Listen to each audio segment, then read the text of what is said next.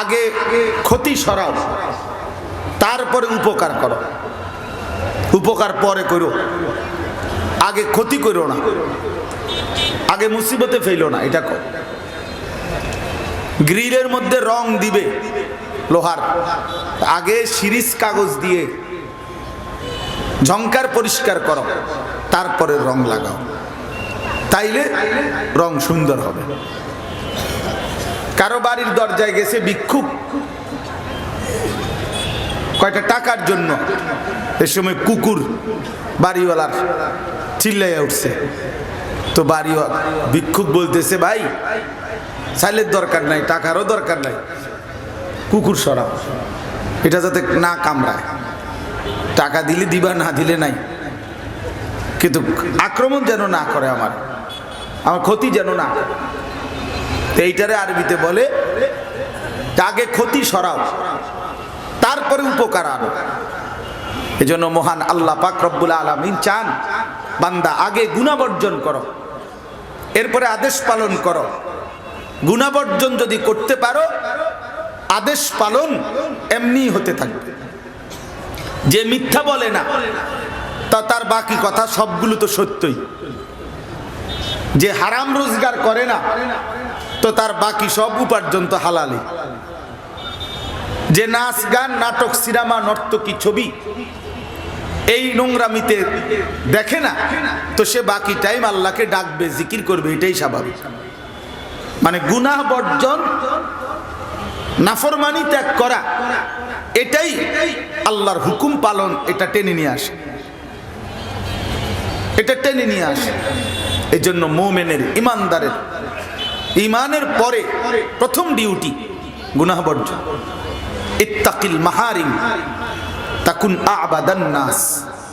নবী সাল্লাল্লাহু আলাইহি ওয়াসাল্লাম বলেন, সমস্ত হারাম বর্জন করো, তাহলে তুমিই হবে সবচেয়ে বড় ইবাদত গুজার, বড় আল্লাহওয়ালা, বড় ইবাদতওয়ালা।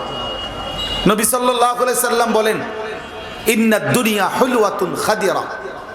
নিশ্চয়ই আল্লাহ তাআলা দুনিয়া বানিয়েছেন সবুজ শ্যামল, বড় মিষ্টি, সুন্দর করে, চমৎকার করে আল্লাহই সাজিয়েছেন দুনিয়া। ওয়া ইন্নাল্লাহা মুস্তাখলিফুকুম ফিহা।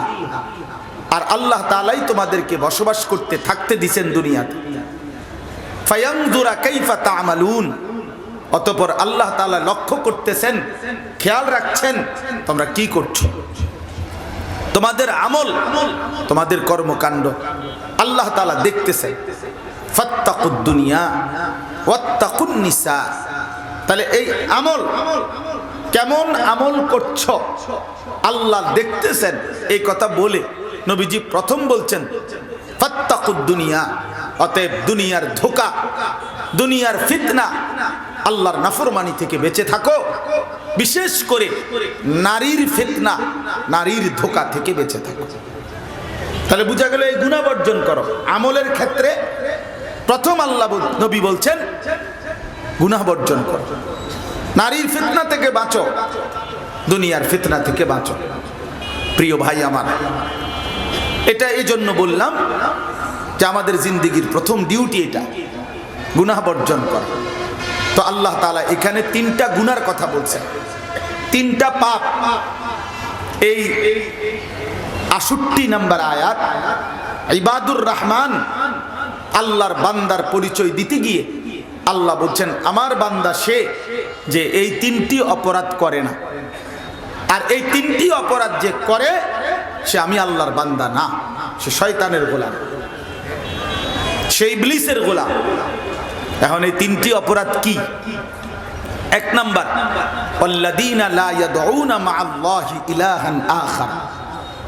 এক নাম্বার হলো আল্লাহ তাআলা বলেন যারা আল্লাহর সাথে অন্য কাউকে ডাকে না, জীবনের সকল প্রয়োজনে ডাকে শুধু একজনকে, চায় শুধু একজনের কাছে, হাজত রওয়া, মুশকিল কুশা, সব বিষয়ে শুধুই একজন, তিনি আল্লাহ।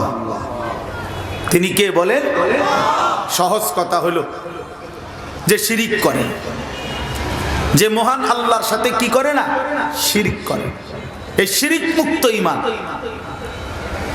যেই ঈমানদার আল্লাহর সাথে শরীক করে না, শিরিক করে না, আল্লাহর ছাড়া অন্য কাউকে ডাকে না।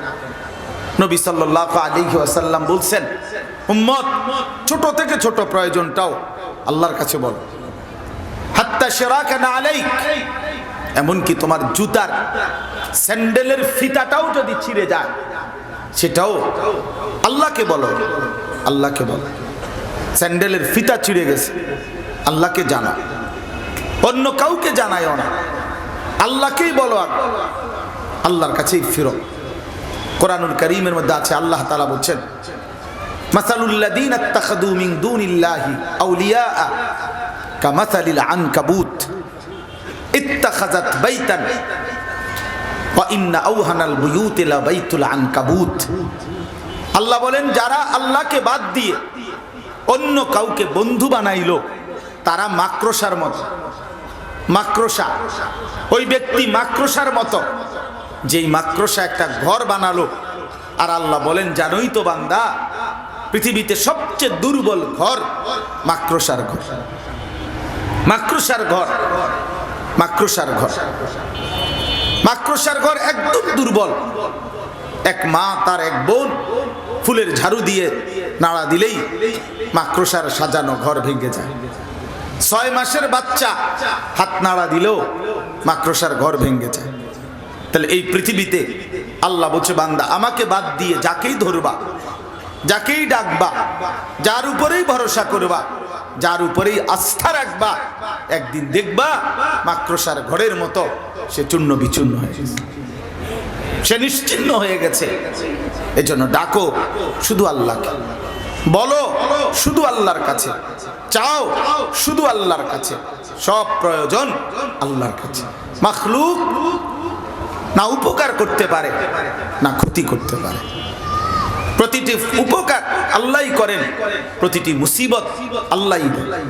ওয়া আলাম আন্নাল উম্মাতা লাউ ইজতামাআত আলা আন ইয়ানফাউকা বিশাইইন লাম ইয়ানফাউকা ইল্লা বিশাইইন কাদ কাতাবাহু আল্লাহু লাক। নবীজি বলছেন, সারা পৃথিবী একত্রিত হয়ে যদি তোমার একটা উপকার করতে চায়, কোনো উপকার করতে পারবে না, কেবল সেটাই তোমার হবে উপকার যেটা আল্লাহ তাআলা তোমার জন্য লিখে রেখেছে। এজন্য সময় কম ভাই।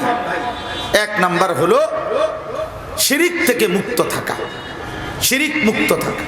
আপনারা যারা সাধারণ মুসলমান আছেন, আলেম ওলামা না, আপনাদের কাছে বিশেষ করে অনুরোধ, নওজোয়ান ভাই, বয়স্ক বাবা, শিরিক মুক্ত ঈমান, ঈমানকে শিরিক থেকে মুক্ত রাখা, এটা সবচেয়ে বড় সম্পদ। আমার শায়েখ আল্লামা মুফতি মুশতাকুন নবী কাসেমি হুজুর সব সময় বলে, এক মানুষ সবচেয়ে বেশি কোন জিনিসের পাহারাদারি করা উচিত? হযরত বলেন, ঈমানের পাহারাদারি করা উচিত। জীবনের সবচেয়ে বড় নজর রাখা উচিত, আমার ঈমানের মধ্যে যেন কুফর না আসে, আমার ঈমানের মধ্যে যেন শিরিক না আসে, আমার ঈমানের মধ্যে যেন নিফাকি না আসে, আমার নাম যেন কুফরি খাতায় না ওঠে, আমার নাম যেন শিরিকের কাতারে না ওঠে, আমার নাম যেন মুনাফিকের কাতারে না ওঠে। এই জন্য আমাদের প্রথম জিম্মাদারি ওলামায়ে কেরামের কাছ থেকে, যার যার কাছে ওলামায়ে কেরাম থেকে প্রত্যেকে ঈমান বিশুদ্ধ থাকে কিভাবে, কুফর হয় কিভাবে, শিরিক হয় কিভাবে, নেফাক মুনাফিকি হয় কিভাবে, এটা বিস্তারিত জানা, একেবারে বুঝে নেওয়া, মুখস্থ করা, এটা জরুরি। ঈমান শিখতে হয়, ঈমান শিখতে হয়। হযরত জুনদুব ইবনে আব্দুল্লাহ রাদিয়াল্লাহু তাআলা আনহু এক সাহাবী, উনি বলেন, আমরা কিশোর বয়সে 12-14 বছর বয়সেই নবীজির কাছে আমরা থাকতাম। আমরা অনেক নওজোয়ান কিশোর তরুণ একসাথে থাইকা নবী সাল্লাল্লাহু আলাইহি সাল্লামের কাছে ফাতাআল্লামনাল ঈমান, আমরা ঈমান শিখলাম। নবী সাল্লাল্লাহু আলাইহি সাল্লামের কাছ থেকে ঈমান শিখছি আমরা, অতএব ঈমান শিখতে হয়। হযরত আব্দুল্লাহ ইবনে ওমর রাদিয়াল্লাহু তাআলা আনহুমার riwayatের মধ্যে আছে, কুননা নাতাআল্লামুত তাওহীদ, আমরা রাসূল সাল্লাল্লাহু আলাইহি সাল্লামের কাছ থেকে তাওহীদ শিখলাম। এজন্য তাওহীদ শিখতে হয়। আল্লাহ কোরআনে বলছেন, ফা'লাম আন্নাহু লা ইলাহা ইল্লাহু, এই লা ইলাহা ইল্লাল্লাহ এটার ইলম অর্জন করো। এটার ইলম অর্জন করো। ঈমান কি, ঈমান ক্ষতিগ্রস্ত হয় কিভাবে। এজন্য আপনাদের প্রত্যেকের জিম্মাদারি নিজের ঈমানের বিশুদ্ধতা। এই পৃথিবী খুব সাজাইলেন, অনেক কিছু করলেন, ভালো কাজও করলেন, কিন্তু ঈমান সঠিক থাকলো না, কুফর, শিরিক, নেফাক, এর কারণে হাশরের ময়দানে দেখবেন সমস্ত ভালো কাজ করার পরেও ফালা নুকিমু লাহুম ইয়াউমাল কিয়ামাতি ওয়াজনা। আল্লাহ বলছে বেঈমান, নাফরমান, তার আমল নামায় মিজানের পাল্লায় হাশরের ময়দানে তার সমস্ত কর্মকাণ্ড দিলে এটা আর এক